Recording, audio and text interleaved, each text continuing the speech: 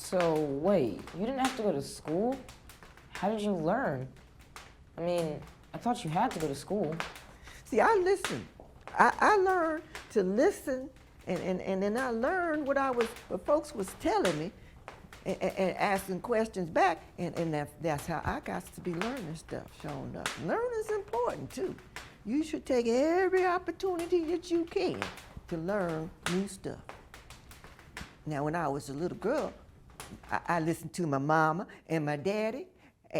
I'm telling you, what Daddy taught me about how to live out in the woods, that sure enough came in handy when I was doing my traveling on the Underground Railroad, that's for sure. I learned how to make the decisions about which way to go and follow the North Star. I know about that. And he told me if you can't see the North Star, then you feel on the sides of the trees, because the trees, the moss grow thicker on the north side of the tree. That's right. He taught me how to walk as softly as a cat. I could slither on my stomach like a snake. And you should have seen me climb a tree. I could beat a raccoon up a tree. But it was showing up. When I got up north and I was free, now I was around some real good educated people. And I learned a lot from listening to them too, sure enough. I stayed in their nice, beautiful homes, and I was their guest. I slept in their beautiful guest rooms and ate dinner with them at their dinner table too, sure enough. Wasn't no servant quarters for me. During slavery, you ate at a rich white person's house. Sure enough did. Now, it said all men is created equal. Now, my friend John Brown, he made sure I know that I was equal to any man. Sure did. John Brown? We read about him. Didn't he lead The protest down at Harper's Ferry. That's right. Yeah. Wait, I didn't know you knew that. Wait, I didn't know you knew that. I didn't know you knew that. I didn't know you knew that. Anyway, you knew him in real life? Sure enough did.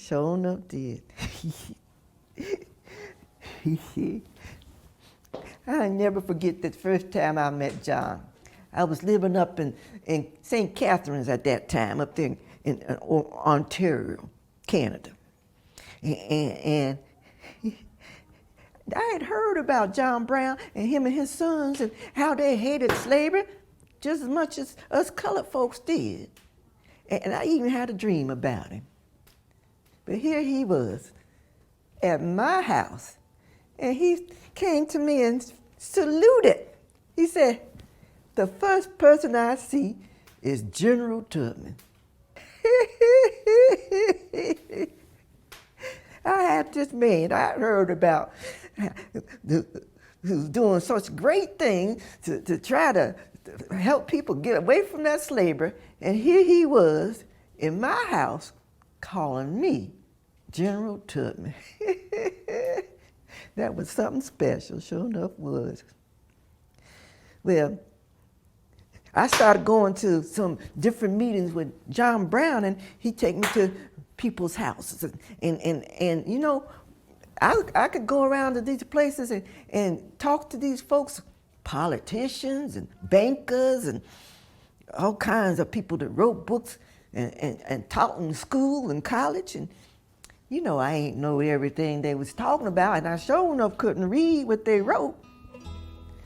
But I could ask questions, and they explained it to me. And so I got to learn a whole lot of stuff.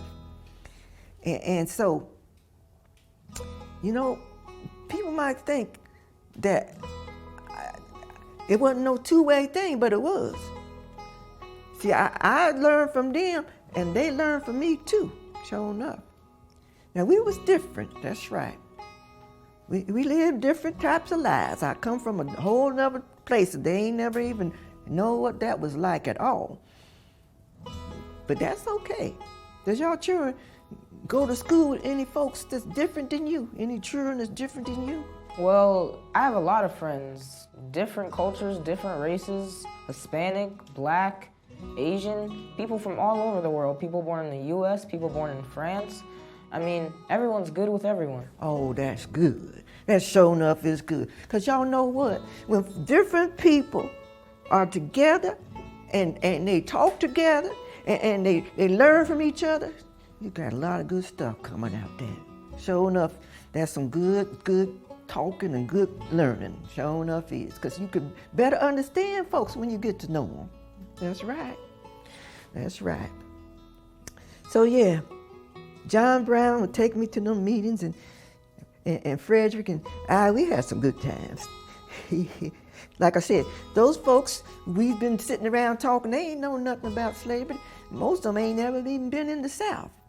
So it was me and Frederick that told them all about the camp meetings and how we used to have such a good times singing and dancing, and oh, we had some good times at them campfire meetings. Showing up did.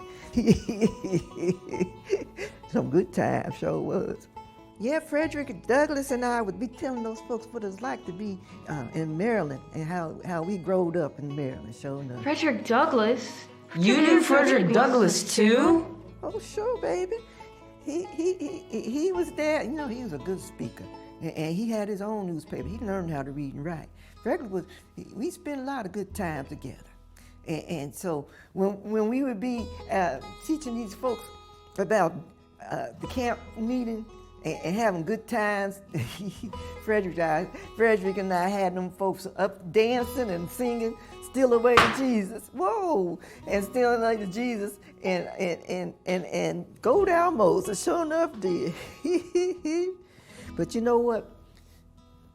Frederick and I, we found out, or he told me, as they told me, about the Constitution. And I told these rich folks, if y'all really believe in that Constitution, that paper, then I knows that y'all gonna keep on working and struggling so that this slavery can be gone from this here country. And like Frederick Douglass always said, he always said about struggle. He said, If there is no struggle, then there is no progress. yeah, we had some good times at them camp meetings, so did. We told them all about it.